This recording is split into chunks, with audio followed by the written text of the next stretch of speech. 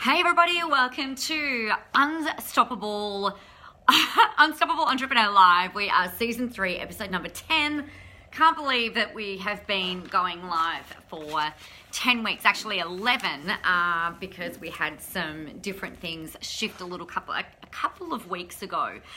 So today on the episode, what I wanted to chat with you about is a little bit about what I go through on a daily basis. So I guess one of the reasons why I thought it might be interesting for you guys is because I get a lot of comments, lots of the time, morning Helen, around, oh, how do you manage to get so much stuff done? Things like, wow, how do you do what you do? And, good morning, Belinda.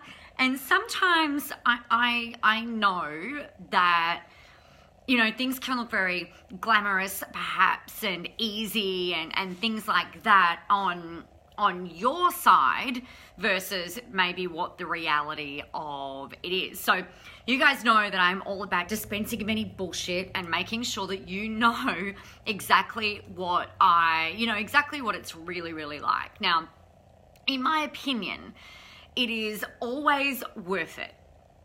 Right? It's always worth it. The sacrifices, the good morning, Kelly, the sacrifices that we go through and that we make and things like that when it comes to running our businesses. Sorry about that little bit of lovely glare going on. I'm just going to pretend that is something fabulous, like a little ray of energy coming over into my head this morning instead of the glare from the window that's trying to hide behind the chair. So the reality of what really goes on in my day-to-day life. So my alarm goes off, and I hope this isn't going to be too boring for you. So I just want to share with you, the other thing, that we go walking every morning, right? So I'm going to share with you that in a moment. But a lot of people are like, I don't know how you have the time. I don't know how you do that. So I do live in the middle of nowhere, right? Which does help in the sense that I don't have to drive my children for an hour in order to get them to school or things like that. So we're really lucky in that sense. It's literally 5 minutes up the road. It's really not hard. So the alarm goes off at 6:30 a.m. and I'm like, every day, I'm like, oh my God, I don't want to get out of bed today. I find it really hard to get up, particularly when it's freaking cold and it's winter and things like that. So what we do is we get up and we go for a walk. Now, I have 3 children and my oldest daughter is about to turn 17 in a couple of months. And there's no way known to man that she comes out with us in the morning. She needs to sleep and loves her sleep too much. So it's me, my husband when he's not in meetings or overseas, and we go walking with our 2 younger children. So the reason that I started that, life is busy, right? Life is hectic, life is crazy, and something that I think is really, really critically important is for us to be able to connect with each other without the stressors and the pressures that are often there in different and other times of the day. So, for example, I don't know what your working day's like, and I'll get to mine at the end, what the end of mine looks like in a moment, but I just find it really hard to have really good quality connections with the kids before 7:30 at night. The house is just madness. Hey Gerda, welcome. So the way that we do this is we get up, we all go for a walk, and the conversations that we have on these morning walks are always awesome. Well, that's not true. They are mostly always awesome.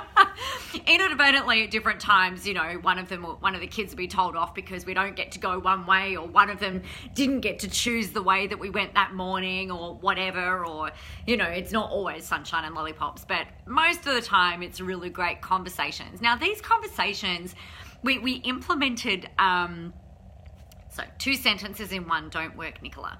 All right. this is when coffee's kicking in and my brain hasn't, regrounded itself yet.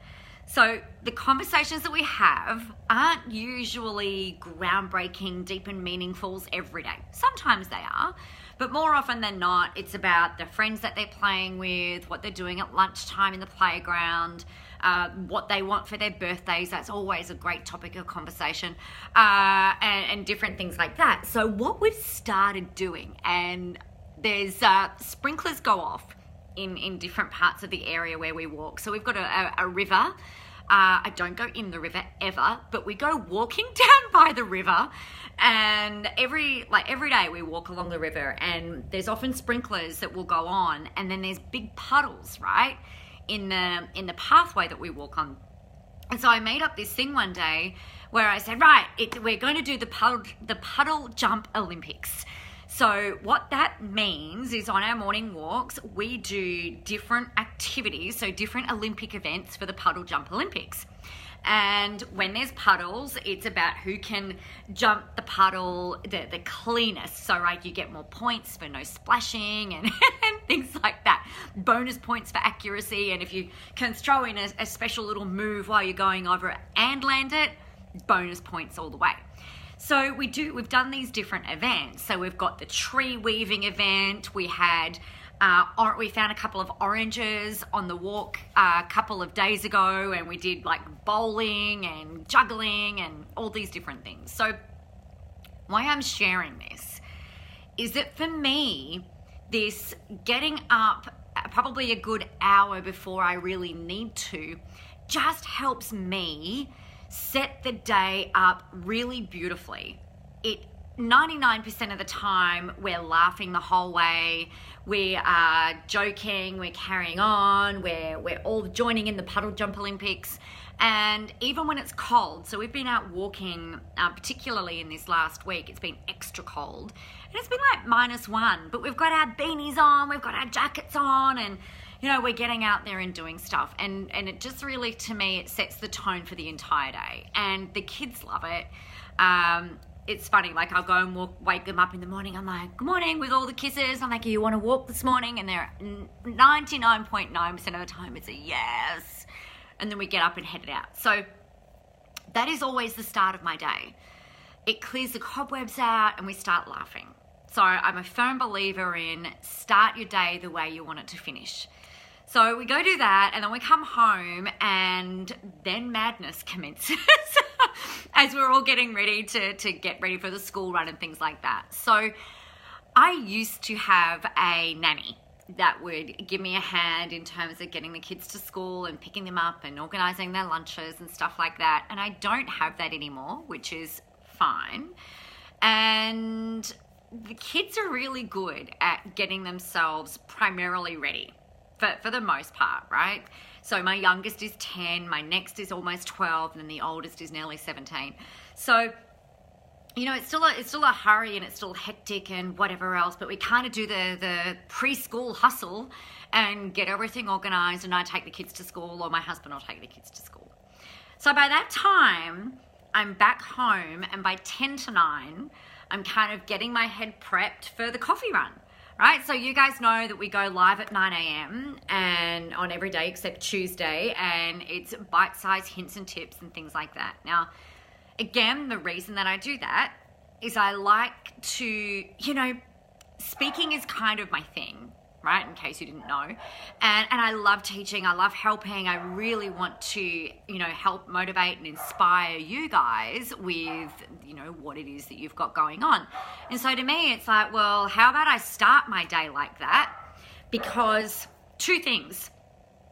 Number one, my brain works better usually first thing in the morning if I'm trying to come up with ideas for you guys without having that. It's not the same as you and I being on a phone call, right? It's a little bit different. There's a little bit more energy that needs to go into these types of things.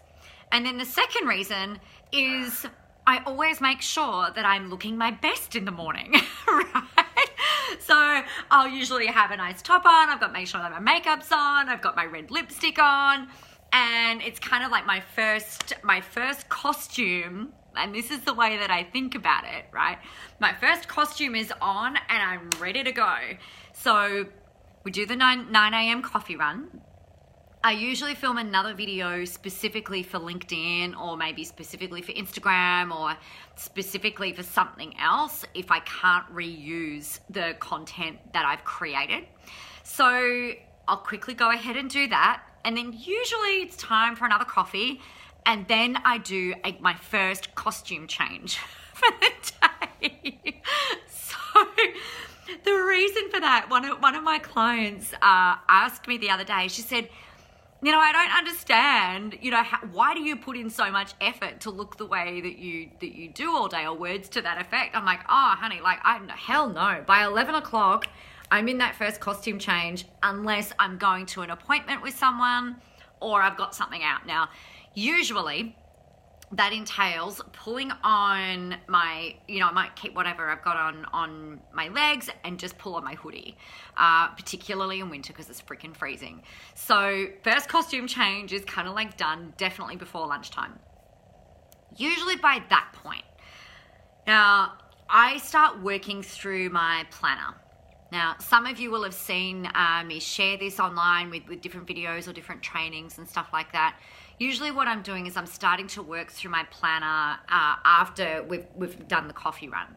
So it might be that I'm getting ready for another webinar. I might be managing ads. I might be building funnels for some of my corporate clients, or depending on what it is that I've got on my plate for the week depends on what I'm working on. I might have to record a podcast or film a blog or whatever else. So I try to work within, so the way my calendar looks or my schedule looks is I put in my online diary, I've got the blocks of time where I might have calls. So Belinda, you're the last person to comment. If I know I'm talking to you on Wednesday at 12, that goes in my calendar. If I'm running a webinar, that goes in. Gerda's the next person, name that I've seen pop up. So if I know I'm chatting to Gerda or I've got to do something for Gerda, I'll put that in my calendar. And they become kind of like the placeholders. Now, in between those appointments, if you like, that's when I'm doing the other things. So I'll be scheduling my posts in advance. I'll be pre-recording videos. I'll be recording podcasts. I'll be doing maybe building out programs or whatever it is that I've got going on. Sales calls. Depending on what it is that I've got going on, just kind of depends on how I fit all of that in. So it's a bit of a mixture between working on my business, which is the like the marketing side and things like that, and then partially is also working in the business, which is doing the mentoring, the coaching, giving feedback, editing, doing whatever it is that I need to do for the clients in terms of delivery. So at the moment, that split between working on the business and in the business is probably a 50-50 split at the moment, which is really great.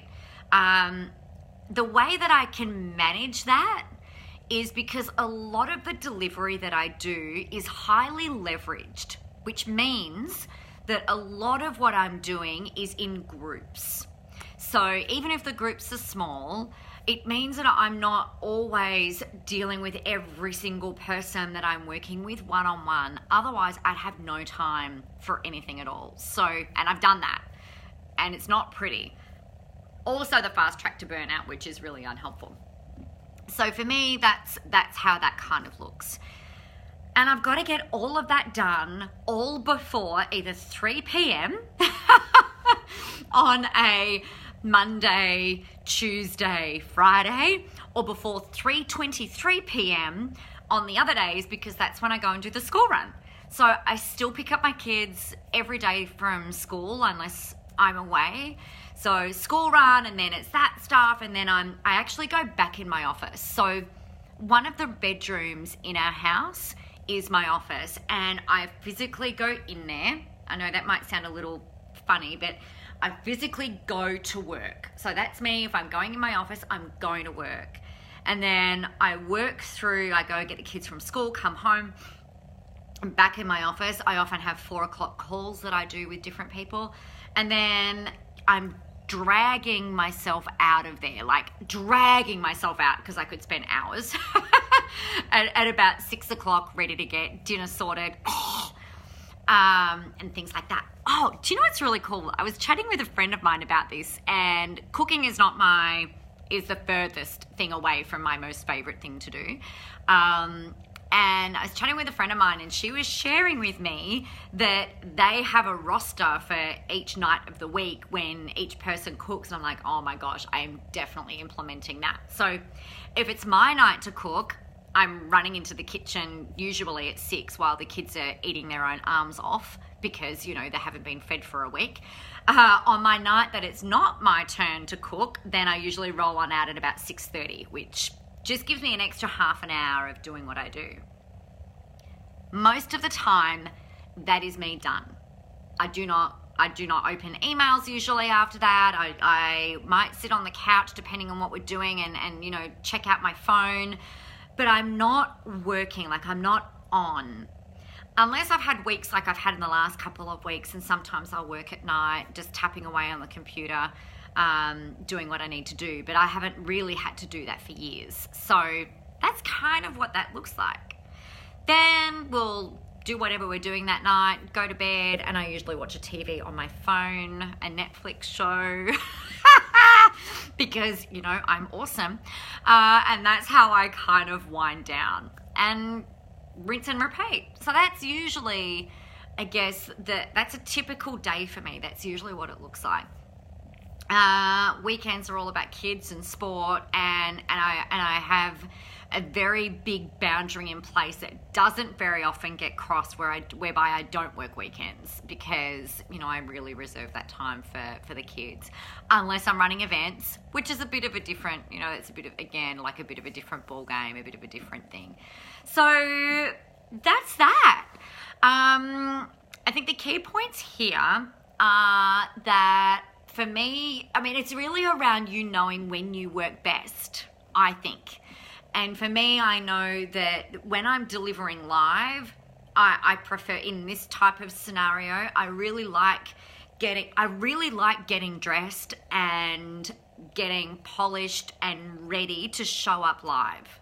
And doing that first thing in the morning, 9, because otherwise there's kids and dogs and, you know, it's a nightmare. So that really works for me. It means that I'm kind of like, as you know, throughout the day, different things come up, right? Different emails pop in, different fires pop up that you've got to put out. You might have different messages or whatever it is that you need to deal with. And for me, if I don't have a schedule in place that I know what I'm doing most days, number one, nothing much gets done. And then number two, good morning, Joe. Morning, Margaret.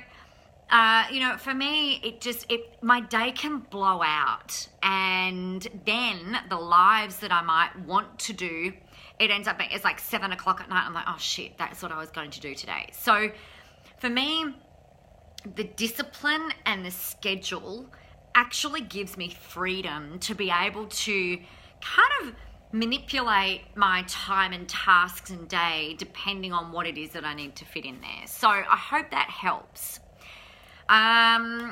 That's what it looks like for me.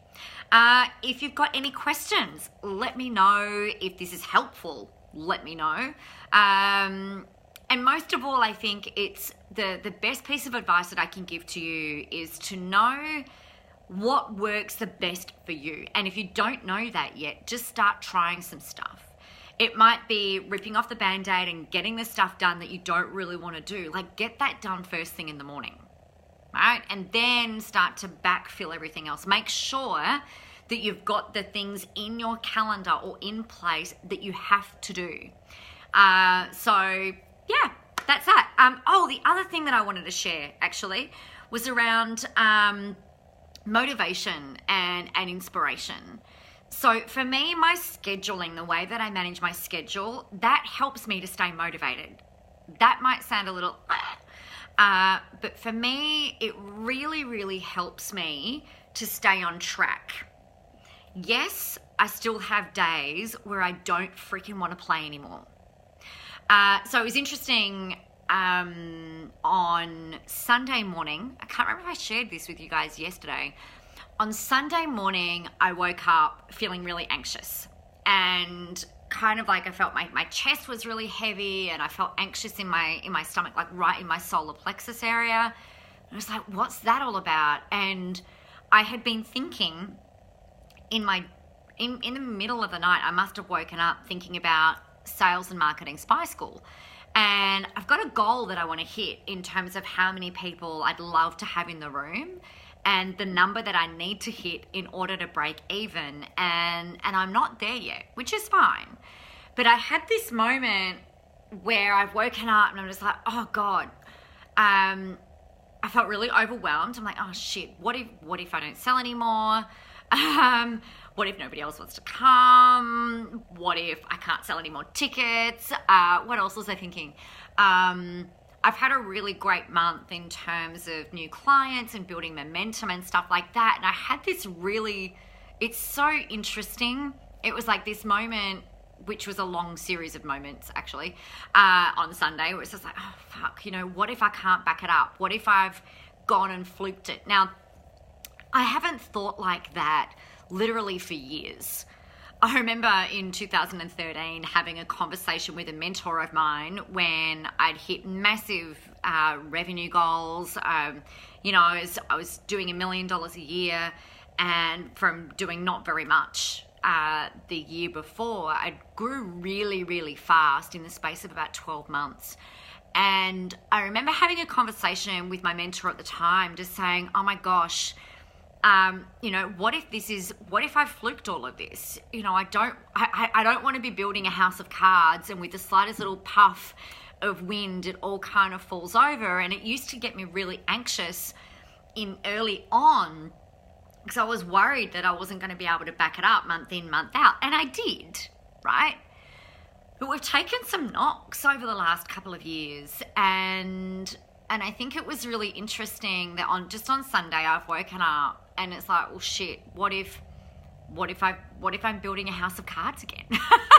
Which is ridiculous because that's not at all, logically I know that's ridiculous. It's not at all what's going on, but I think it's really interesting how fear can kick in and how that feels and things like that. So there are still some days where I feel really overwhelmed with what it is that I need to do and where I'm going and how I want to get there. And I'm really freaking impatient, which is unhelpful because I'm like, I just want to be there now. I just want to be there now. Can we not be perfect yet? Let's just hurry up and make it all right. And I know that that's not achievable, and I know that will never happen because, hashtag life and reality and hashtag humans. But not every day is about sitting on top of the world, laughing and smiling and feeling like you've got all your shit together, because quite frankly, I don't. And I suppose for me, the way that I get myself around that is, number one, I've got some really great people around me who I can message and just go, hey, can you just remind me please that I'm really fucking awesome and that I've got this and that everything is going to be okay. The second thing that I do is I go back and I look through at the actual evidence that this stuff works, right? So I do all the logical things, and then the next thing is I'm like, okay, well, what's one thing that I can do right now that will help me to get back going again? Hang on one second. Ziva! This is how you know we're live, because my dog is a barking poo head in the background. You be quiet, please. Come here. I'll introduce you to my dog. Come here. Look, say hi to all the people. She needs a wash. So, that's the dog. Lie down. So it's really important, I think, for you to acknowledge that and really accept, yes, Kelly, doggy, accept that some days are like often, and then some days are really awesome. So just do your best and all will be okay. All right, guys, have a really amazing and awesome day. I will catch you really soon when I know what the next schedule is for this. So have an amazing day. Any questions that you've got, let me know. Rock on, and I'll talk to you tomorrow. Okay, bye.